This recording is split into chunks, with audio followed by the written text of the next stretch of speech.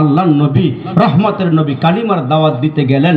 প্রথম যিনি কালিমা পড়লেন নাম হলো আবু বকর সিদ্দিক রাদিয়াল্লাহু তাআলা আনহু।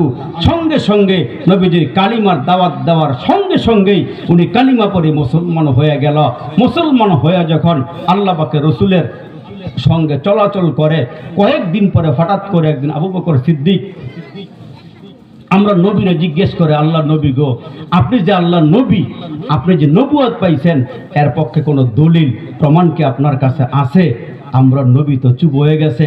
জিবরাইল আমিন নবীজির কাছে আইসা বলতেছে, আল্লাহ নবী আপনি টেনশন করেন না, আপনি বলে দেন আজ থেকে 5 বছর আগে আবু বকর সিদ্দিক সিরিয়াতে ব্যবসার জন্য গিয়েছিল।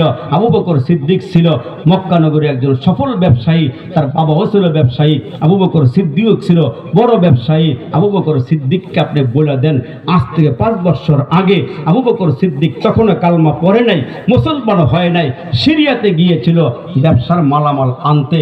ওইখানে গিয়ে আবু বকর সিদ্দিক একটা তাঁবুর ভিতরে অবস্থান করতেছিল, একটু আরাম করতেছিল।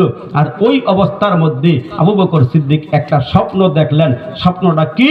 স্বপ্ন দেখতেছেন আকাশের মধ্যে যে সূর্যটা আছে, এই সূর্যটা ছিঁড়ে গেছে, ছিঁড়িয়ে খানায় কাবার উপরে পড়ে গেছে।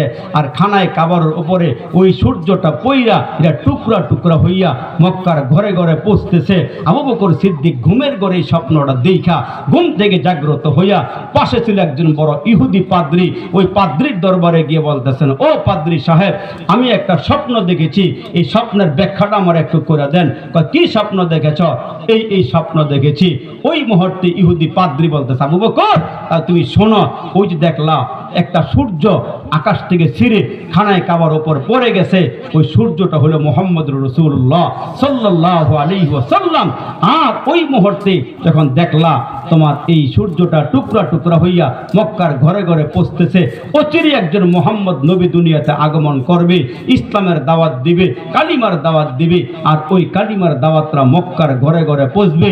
আর তোমার যখন কালিমার দাওয়াত দিব, প্রথমেই তুমি মুহাম্মদের হাতে হাত রেখে কালিমা পড়ে মুসলমান হয়ে যাবে।